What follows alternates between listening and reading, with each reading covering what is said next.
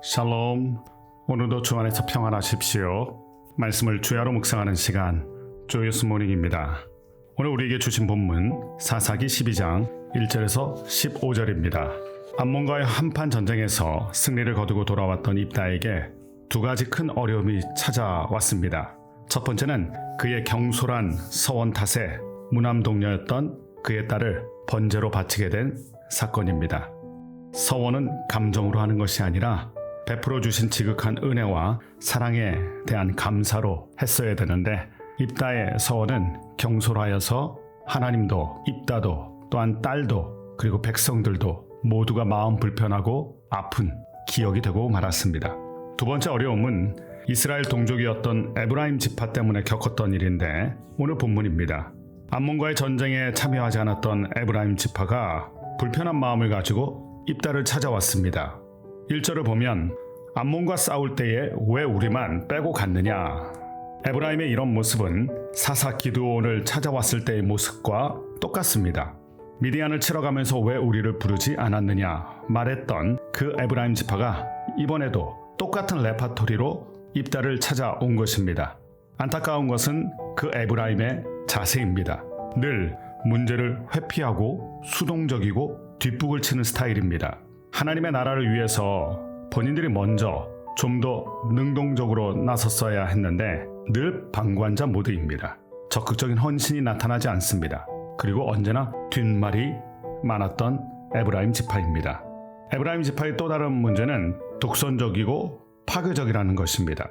그들은 두 가지 말로 입다를 자극했는데, 너와 네 집을 불살라 버리겠다. 가뜩이나 딸 때문에 불편한 마음, 아픈 마음을 가지고 있던 입다의 마음에, 그 생각에 소금을 뿌린 격이 된 것입니다. 가뜩이나 아픈데 그게 상처가 됐는데 더 따가운 생각이 들게 된 것입니다. 두 번째, 너희 길르앗 사람은 본래 에브라임에서 도망한 자들이다. 길르앗에 거주하고 있던 이 입다와 그의 민족이 비겁해서 요단 동편에 안전하게 머물던 겁쟁이라고 비하하고 비아냥거리고 있었던 것입니다. 그러니 입다의 마음이 불편할 수밖에 없습니다. 가는 말이 고와야 오는 말이 곱다는 말처럼 입다의 입에서도 더 이상 좋은 말이 나오지 않습니다. 입다는 이렇게 이야기를 합니다. 내가 너희를 불렀지만 너희가 돕지 않았다. 그러니까 에브라임은 못 들은 것이 아니라 안 들었던 것입니다. 외면했던 것입니다. 복잡하고 힘든 일에 괜히 끼어들어 손해보지 말아야 되겠다. 이런 생각 가졌던 것입니다. 또 입다는 에브라임 지파에게 나와 더불어 싸우고자 하느냐. 싸움닭 같은 그 에브라임 지파를 보면서 입다도 같이 분노가 일어난 것입니다. 이런 에브라임 지파를 보면 예수님의 말씀이 생각이 납니다. 칼로 일어난 자 칼로 망한다. 결국 입다와 에브라임 사이에 내전이 발생하는데, 거드름을 피우던 에브라임 지파가 힘 한번 제대로 써보지 못하고 대패하고 주랭랑을 칩니다. 이 에브라임에 대해서 머리끝까지 화가 난 입다는 잔인하고 집요하게 추적을 합니다.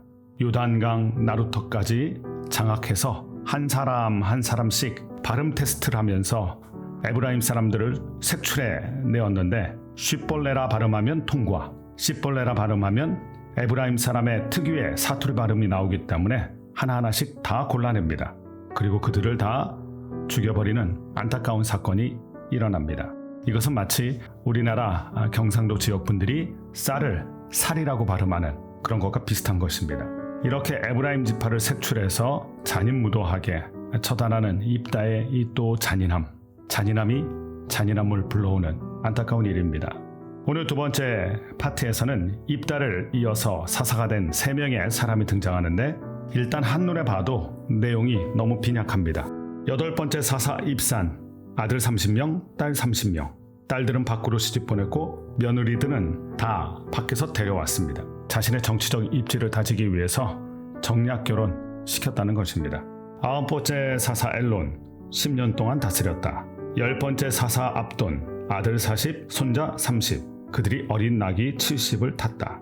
준 재벌급 사사였다는 걸 보여줍니다. 그러나 이 세 명의 사사를 보면 하나님 기억에 즉 성경의 기록에 별로 남을 것이 없었고 쓸거리가 없었습니다. 겉으로 보면 무사태평의 시대를 보낸 것 같이 보이지만 또한 풍요로운 시대를 보낸 것 같지만 뭔가 2%가 아쉽습니다. 사사로 세워졌다면 그들에게서 사사의 그 무엇이 드러나야 되는데 알맹이가 없습니다. 그들을 통한 하나님의 역사가 없다는 것입니다. 외교력은 느껴지고 명예와 힘과 부도 느껴지지만 사사인데 하나님이 느껴지지 않는 안타까움. 질문해 봅니다. 저와 여러분을 통해서 무엇이 느껴질까요? 이 세 명의 사사를 통해서 깨닫는 게 있습니다. 리더십은 길이에서 나오는 게 아니라 깊이에서 나옵니다. 얼마나 오랫동안 다스렸냐가 중요하지 않습니다. 어떻게 다스렸는가, 그리고 그들을 통하여 하나님께서는 무엇을 하셨는가. 오늘 우리의 삶을 통하여 하나님의 역사가 나타나길 바랍니다. 하나님의 일하심이 나타나길 주의 이름으로 축원합니다. 오늘 말씀 정리하면 에브라임 지파는 하나님의 일 앞에서는 작았던 지파였고 사람들 앞에서는 큰 사람, 자기 과실하던 사람들입니다. 언제나 자랑하는 일, 자신을 드러내는 일을 조심해야 됩니다. 우리가 앞장서야 될 일은 늘 하나님 일 하는 것입니다. 먼저 하나님을 생각하고 사람들을 섬기는 바른 영적인 태도가 우리 모두 가운데 있기를 바랍니다. 두 번째는 영적 리더십은 길이가 아니라 깊이에서 나온다는 것입니다. 얼마나 오래가 아니라 어떻게 섬겼느냐. 한 줄짜리 인생도 나쁜 것은 아니지만 그 안에 하나님이 없다면 공허한 인생이 되고 말 것입니다. 오늘 하루도 주의 은혜 가운데 승리하며 살아가고 믿음을 지켜내는 사랑하는 조이어스 가족들 되시길 주의 이름으로 축원합니다. 기도하겠습니다. 하나님 아버지, 늘 부딪히고 싸우는 싸움닭 같은 이 에브라임 지파를 봅니다. 존중이 없기 때문입니다. 하나님 아버지, 늘 하나님을 생각하고 우리에게 주신 이웃을 존중하며 살아가는 우리가 되게 하여 주옵소서. 세 명의 사사를 봅니다. 이름은 다들 그럴듯하게 가졌지만 그들을 통한 하나님의 역사는 전무합니다. 그들의 리더십은 자기 리더십을 세우는 것이었지 하나님의 리더십을 세우는 게 아니었습니다. 오늘 살아가는 우리 모두가 하나님을 생각하고 하나님이 주신 리더십을 발휘할 수 있는 은혜가 있게 하여 주옵소서. 예수님의 이름으로 기도드립니다. 아멘.